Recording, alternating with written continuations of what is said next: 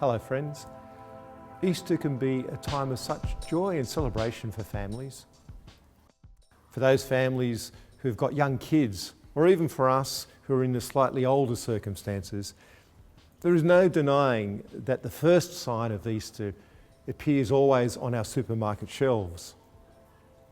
Chocolate makers know their customers after all, and they know that Easter treats are a sure bet for any family at this time of year, even if they're now being packaged as mini eggs and icon bunnies. I've heard that some people are lamenting the loss of the word Easter on our chocolate wrappings as some sort of political correctness gone mad, or the de-Christianising of our country. I'm not so concerned myself. After all, there remains the sheer delight that a chocolate egg brings at Easter time. And I'll always prefer the smiles of our kids over a grumpy look of disapproval. Of course, the real story behind the great Easter egg saga of 2017 is not that businesses have removed the word Easter from their packaging, but that they think their customers no longer need to see it. It suggests that there is a growing blindness to the deeper signs of delight that reveal the true greatness of Easter. Is it that chocolatiers have removed Easter from us?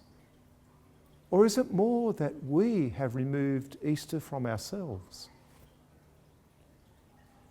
We all know that Easter is more than just an historical event to be observed annually. To be shaped by the Easter story itself, to believe that the death and the resurrection of the Son of God is to see the world through a prism of trust, hope, and love. These three, trust, hope, and love, are the deeper delights of Easter joy, the deeper currents running through our lives. Easter is the risen Christ alive in us. It is Jesus coming close to our families, among our friends, Him who is with us through our work and study and socialising. Easter is our own lives alive with the crucified and risen Lord. As St. Paul once said, I have been crucified with Christ, and it is no longer I who live, but it is Christ who lives in me. This deeper Easter teaches us what sacrificial love looks like. It teaches us what joy and mercy and trust feel like.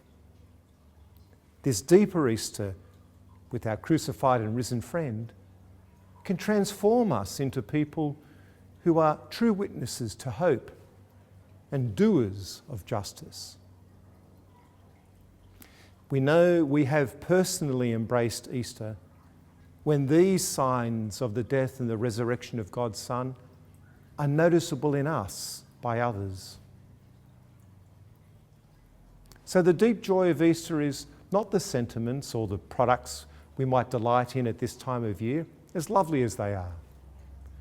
The really deep joy of Easter is a person who delights in us and who will love us to the end. His name is Jesus.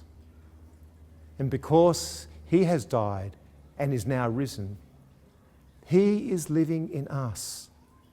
He's living in our families and in our neighbours.